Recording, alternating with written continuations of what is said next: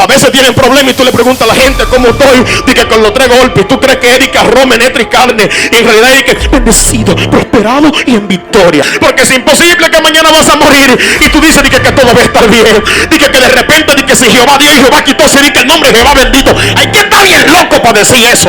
Hay que estar bien loco para poder opinar de esta manera. Pero él dice que estamos aparentemente derribados, de que destruidos, de que afligidos, de que con procesos, de que vacunados, de que perseguidos, de que angustiados, de que con deudas, escasez, enfermedad, sabrá Dios cuántas cosas sociales, personales o conyugales podamos desarrollar. Pero él dice que pese a todas esas cosas, usted y yo aún no estamos en el suelo. Que pese a esa realidad, tú y yo aún no estamos destruidos. Gloria sea el Señor Jesús. Y él termina con algo que por años llamó mi atención. Y él dice lo siguiente: que esta leve tribulación momentánea en ti y en mí va a producir un cada vez más excelente peso. Oiga, ¿de quién? De la gloria de Dios. Segunda carta de los Corintios, capítulo 4, versículo 7. Dios está aquí. Es en serio, hermano, Dios está aquí. Pero tenemos este tesoro en vasos de barro para que la excelencia del poder sea de Dios y no de nosotros, que estamos atribulados en todos, mas no angustiados, en apuros, mas no desesperados, perseguidos, mas no desamparados, derribados, pero no destruidos, llevando el cuerpo siempre por todas partes la muerte de Jesús, para que también la vida de Jesús se manifieste en nuestros cuerpos. Salte conmigo, por favor, al verso 15. Porque todas estas cosas padecemos por amor a vosotros, para que abundando la gracia por medio de muchos, la acción de gracia, subraya esa palabra, sobreabunde para gloria de Dios. Por tanto, no desmayamos antes, aunque nuestro hombre exterior se va desgastando, el interior no obstante se renueva de día en día. Y escuche bien estas dos últimas partes. Porque esta leve tribulación momentánea produce en nosotros un cada vez más excelente peso de gloria, no mirando nosotros las cosas que se ven, sino las que no se ven.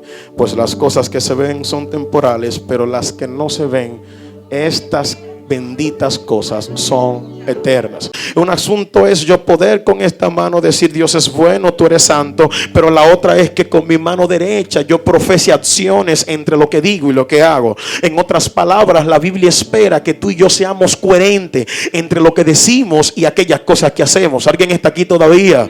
¿Alguien está aquí todavía? Siento que usted se fue a merendar ya.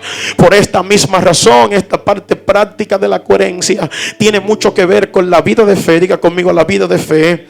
Vamos, diga conmigo: la vida de fe, la identidad que estamos desarrollando en el Señor y todo el carácter que es el resultado de todas estas cosas. Es imposible usted y yo desarrollar acciones propias de gratitud si no hemos tenido un encuentro genuino para con Dios, si no hemos tenido una relación plena con Cristo Jesús, no una relación con la institución, con el credo, con el concilio, la misión, la personería jurídica. ¿Alguien me está siguiendo en esta tarde, casi noche? O sea, independientemente de la relación que yo pueda desarrollar con las instituciones religiosas y el lugar donde yo habite religiosamente hablando, la Biblia espera que de la única manera que usted y yo podamos desarrollar acciones propias de gracia es por medio de la relación genuina para con Dios.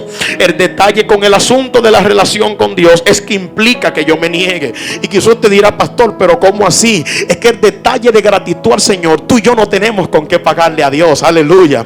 Quizás no tenemos con qué pagarle, pero sí podemos vivir una vida de agradecerle. Y qué mayor forma de agradecer a Dios que cumplir sus leyes y sus estatutos. Qué mejor forma de llevar acciones propias de gracia para con Dios que viviendo una vida agradándole a Él, una vida abrazando su voluntad, una vida conociendo su voluntad, una vida profesando y enseñando la voluntad de aquel que nos llamó.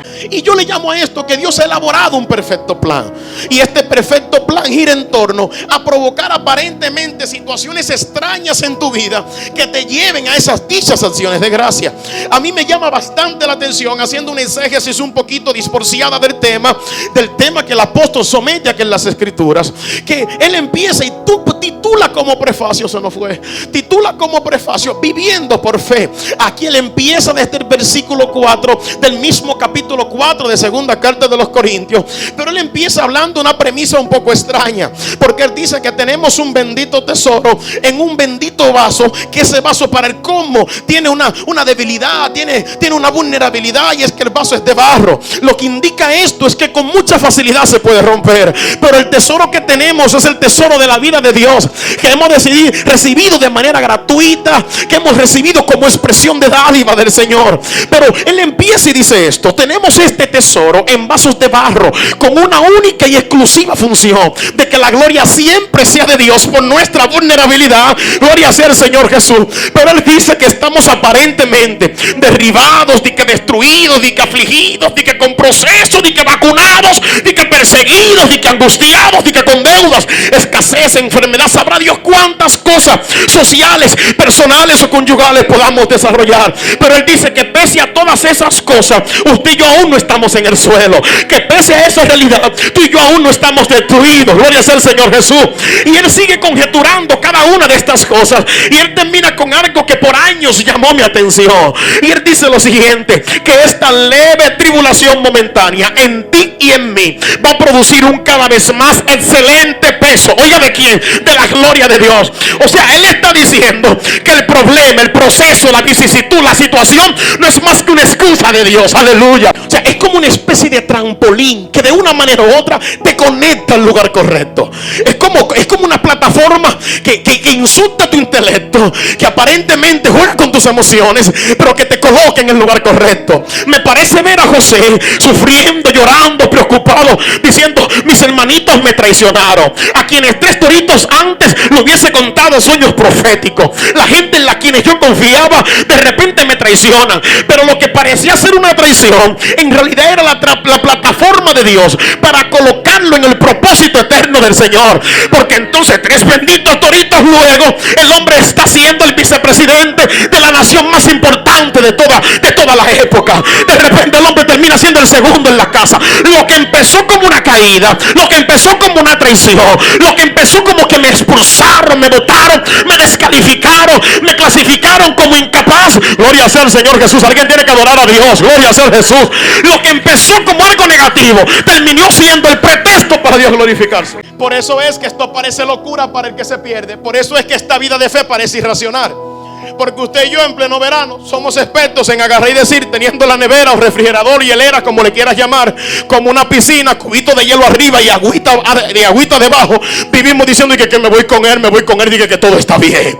A veces tienen problemas y tú le preguntas a la gente cómo estoy, dije con los 3 golpes. Tú crees que Erika, Roma, Netra y carne, y en realidad es que bendecido, prosperado y en victoria. Alguien está aquí todavía, pero mañana le quitan la casa al banco. De repente el guaya tiene un lío que ni su madre. Gloria sea al Señor Jesús. Y te dice que todo está bien, que todo está perfecto. Para tú poder entender esto, asumir esto, es un asunto que involucra fe. Es un asunto que obligado tiene que nacer del Padre. Es un asunto que exclusivamente tiene que nacer del corazón de Dios y revelado en la vida del creyente. Porque es imposible que mañana vas a morir y tú dices que todo va a estar bien. Dije que de repente si Jehová dio y Jehová quitó, se dice que el nombre de Jehová bendito. Hay que estar bien loco para decir eso. Hay que estar bien loco para poder opinar de esta manera. Por esto es que es un asunto que involucra fe. Y yo estoy muy de acuerdo con el apóstol. Usted y yo tenemos un himno de fe de carácter neopentecostal.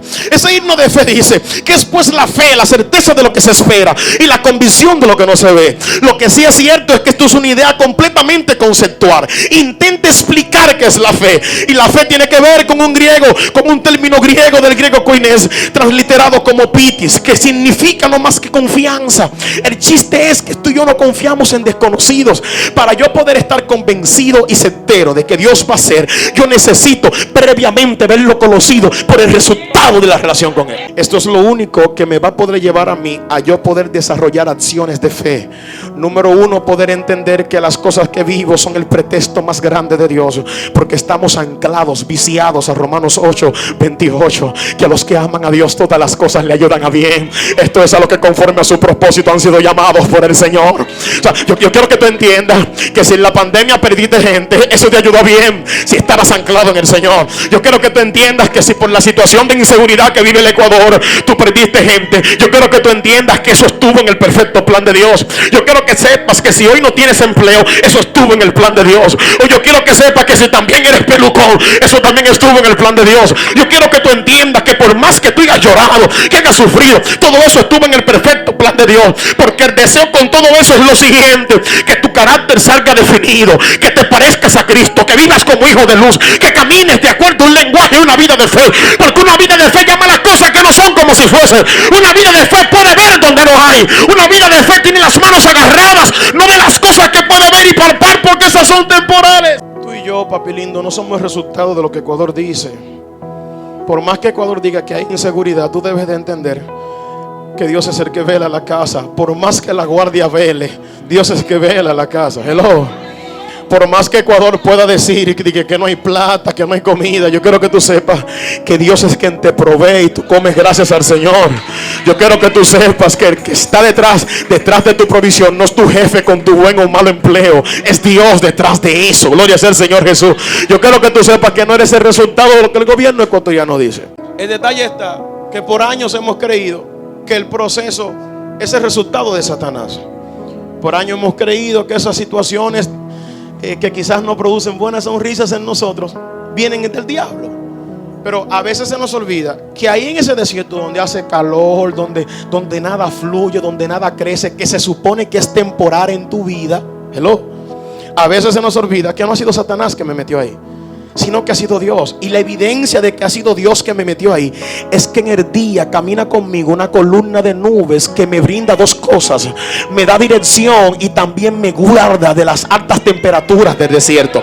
A veces se me olvida que conmigo en las noches camina una columna de fuego que también me provee de dos cosas: me da calor por los altos niveles de frío y al mismo tiempo me sirve como luz. A veces se nos olvida que comemos pollito todos los días que cae del cielo y comemos una tortilla que parecen venezolanas llamada maná. Lo que yo intento decirte es que ahí, en ese lugar donde tú crees que ay, me voy a morir, ahí si observas diligentemente verás la mano benéfica del Dios que te llamó. Ahí verás la mano benéfica del Dios que camina con ustedes. Hello. Por más que ustedes puedan estar viviendo situaciones o vicisitudes, Dios no nos dejará ser probados más allá de lo que podemos resistir. Y que con cada prueba Dios dará una puerta de escape o de salida para vosotros. Es imposible yo vivir un asunto color de rosa dentro de Cristo sin creer que no voy a experimentar situaciones que me hagan sufrir. Aún Jefferson, las rosas más bellas tienen un tallo lleno de espinas. Hello. Diga conmigo: acción de gracia. Acción de gracia implica que yo pueda entender esto. Acción de gracia implica que yo deba de estar dispuesto para esto y que yo pueda negarme para yo poder desarrollar acciones de gracias. Porque dichas acciones de gracias serán el resultado de ese proceso que me mordió tanto que yo estoy en la plena facultad de conciencia de poder asumir mi rol como creyente. Cada uno de esos procesos, situaciones, vicisitudes, se supone que en ti y en mí van a forjar el carácter necesario, número uno, para que nosotros nos podamos negar y hacer lo que es correcto en esta libertad que hemos recibido de Dios. Factor número dos: yo tener plena conciencia y lucidez en el espíritu de aquellas cosas que son las propias y correctas, que alimentan el alma y que me llevan a desarrollar aquello que debo de hacer para con Dios. Por eso a mí me encanta ver ese grupo de gente que viven una vida de acciones plenas de gracia, que no necesariamente tienen que esperar la víspera de diciembre para ello. Ese grupo de gente tiene un rasgo característico que lo distingue. Y una de esas características es que esa gente no hay que decirle adora, porque esa gente llegan allá adentro y de repente esa gente están adorando. Esa gente tienen otros rasgos, que esa gente tienen como un olor, como un bajo, diríamos en mi país, a oración. Esa gente como que hieren a gloria. Esa gente no son muy humanos. Esa gente no participan en conversaciones infructuosas. Esa gente no destruyen a sus líderes. No era. Esa gente vive de acuerdo a la naturaleza del espíritu. Esa gente es movido. Esa gente no le tiene miedo de que ponerse más morenitos por el sol. Esa gente se llena los bolsillos tratados, no con un espíritu religioso, y salen a la calle a decirle: Jesús te ama. Esa gente no están alimentadas del temor. Esa gente salen a las calles, a los pandilleros le dice: Cristo te ama. Gloria al Señor Jesús. Alguien tiene que adorar a Dios. Esa gente no hay que empujarlo todos los días para que venga a la iglesia. No son cristianos carretillas. Esa gente por naturaleza hace lo que es correcto. Esa gente no hay que hablar de que siembre, porque esa gente sabe que su vida es una expresión de ofrenda, es una expresión de siembra, porque le dan a Dios de lo que ya Dios le dio primero. Ese es el tipo de gente que se mantiene el año entero desarrollando acciones de gracia. Hello. Es el tipo de gente que de manera diligente vela por escudriñar y conocer la palabra del Señor, aunque se lo esté llevando quien no lo trajo. Por esta misma razón, ese tipo de creyente se conoce. Porque aunque tenga 3 años en el evangelio o 20 años en el evangelio, esa gente ya no consume el lechit. Esa gente tienen como una identidad como tan sólida. Esa gente no vive en pleito con el diablo, porque ellos saben que son más que vencedores por medio de aquel que ya venció. Gloria sea el Señor Jesús. Esa gente vive una vida de resistencia. Esa gente saben que no podrán añadir ni un codo más a esto que han recibido de Dios. Por eso no viven añadiéndole a la santidad, sino que viven perseverando en aquella santidad en la cual Cristo Jesús los estableció. Que viven en ese estado de justificación. Esa es la gente con la cual yo creo que estoy hablando acá. La Biblia habla de un muchachito llamado Ezequiel. Ese mismo muchachito es donde quien lleva un libro de la escritura, su mismo nombre. La Biblia habla de que esa figura venía de un linaje sacerdotal. Desde muy temprana edad se suponía que él debía de corresponder a dicho llamado. Lo interesante de todo esto es que, si usted nota de manera meticulosa, para la Biblia le pareció interesante hablar de la vida de Ezequiel cuando Ezequiel tiene un encuentro con Dios. A la Biblia no le interesó más nada que hablar frente a eso. Pudiéramos hablar contexto geopolítico, tantas cosas como para argumentar bastante, pero yo quiero ignorar un poquito eso ahí. Lo extraño era que se suponía que si Ezequiel venía de un linaje sacerdotal, para usar como un lenguaje un poquito más entendible, vamos a suponer que Ezequiel venía de una familia de pastores, donde sus abuelos eran pastores, donde su papi fue pastor, donde él se suponía que era pastor y sus hijos también. Él venía de este linaje sacerdotal y por ende, por las leyes que anclaban al pueblo de Israel, él no podía hacer otra cosa. No había cabida para la voz de Dios, no había cabida para que Dios pudiera opinar otra cosa frente al patrón cultural que ya estaba establecido. ¿Alguien está entendiendo lo que estoy hablando? Lo interesante es que esto es lo que a mí me encanta de Dios, que Dios genera un pretexto. Diga conmigo, un pretexto. Vamos, dígalo serio, por favor, pretexto. Dios genera dicho pretexto y lleva a Ezequiel en uno de los que eran el grupito de chicos que fue llevado en cautiverio de una ciudad a otra ciudad. Esta ciudad era Babilonia. Él fue sacado de su casa para ser llevado de un punto a otro, que en calidad de esclavo, en otras palabras, ser subyugado a su voluntad para hacer la voluntad de aquel que los llevaron en cautiverio. Gloria sea al Señor Jesús. Lo interesante de todo esto es que Ezequiel representaba o tipificaba el tipo de creyente que sabe que el servicio empieza a las 4:15. Ezequiel representaba el tipo de creyente que sabe que la hermana Juanita, espero que no esté aquí, que no haya tampoco, que ella cuando sube la mano para arriba dice porque la cosa está buena en la iglesia. Ezequiel representa el tipo de gente que sabe cuando la ofrenda del servicio estuvo buena. Gloria sea al Señor Jesús. La gente que entiende, entiende. Ezequiel representa el tipo de gente que sabe cómo funciona todo el esquema litúrgico de acá, de la casa del Señor, de toda la iglesia como tal. Ezequiel es el tipo de gente que se la sabe toda. Ezequiel es el tipo de persona que tiene mucha información bíblica, que maneja buena oratoria, que tiene buenos ademanes. Ezequiel es el tipo de gente que maneja escenario. Ezequiel es el tipo de gente que no tiene miedo escénico, porque Ezequiel es un tipo avipao. Gloria sea el Señor Jesús. Pero el detalle estaba que Ezequiel se le reveló en ese estado de cautiverio que Ezequiel tuvo relación con todo, mas sin embargo nunca tuvo relación con Dios. Y a mí me encanta bastante, porque en el capítulo 2 del libro de Ezequiel, específicamente como en el versículo 1, versículo 2, Ezequiel dice que de oída pudo corresponder al sonido de una voz que por años le estuvo llamando. Y Ezequiel concluye diciendo que por fin oyó a quien le hablaba por años, pero que nunca hubiese correspondido esa voz. Y concluye diciendo que cuando escuchó esa voz, entonces recibió algo y lo nombró el espíritu de vida, y afirmó sus pies sobre la tierra. Y cuando afirmó sus pies sobre la tierra, les reveló propósito, les reveló asignación, les reveló destino, les reveló paternidad. Alguien tiene que adorar al Señor en esta noche. Gloria sea al Señor Jesús. Lo que yo intento decirte es que lo más posible, si estás ocupando el lugar incorrecto, que Dios va a tener que generar una excusa, Dios va a tener que generar un pretexto para generar en ti movimiento, para generar en ti acciones, para generar en ti hechos, con el único fin exclusivo que tú puedas convertirte en aquello que Dios quiere que sea. Usted no nota que cuando Satanás quiere distorsionar algo, lo primero que hace es cambiarle el nombre.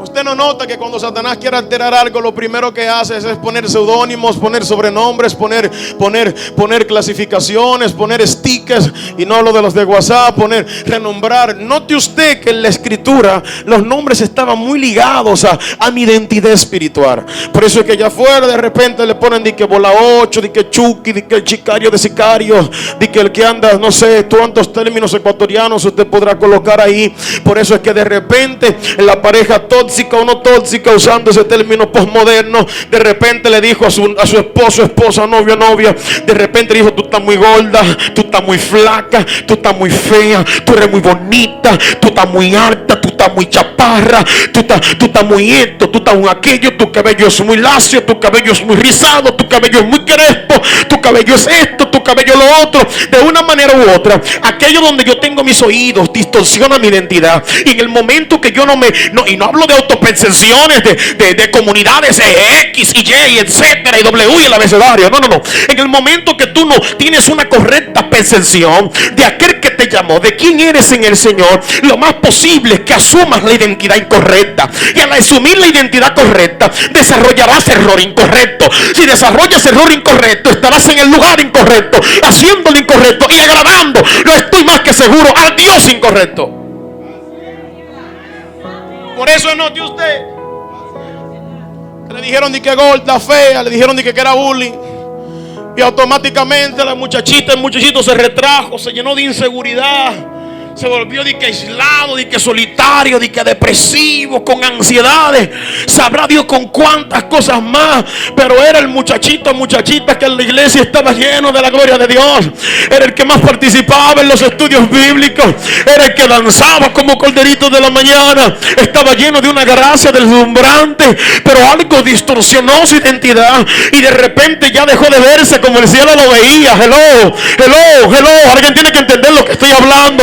En las cosas más delicadas, más nocivas, más tóxicas que las tinieblas se podrán inventar, es cambiar tus conceptos, tus ideales. Por esto, más que esto ser una guerra de golpes y de puños, es una guerra de conceptos. Porque si yo cambio tus ideas, si yo cambio lo que tienes aquí, lo que tienes acá, de repente tú tienes una visión distinta. Y un hombre con una visión divorciada de las escrituras es un hombre desenfocado. Un hombre desenfocado es un hombre sin norte. Un hombre sin norte es un hombre que está extraviado y no lo sabe y cree que está bien. Por eso el deseo de Dios es que tú tengas una identidad correcta. Y la identidad correcta es aquella que se parece a Dios. Tu identidad no está ligada a los recursos que puedas tener.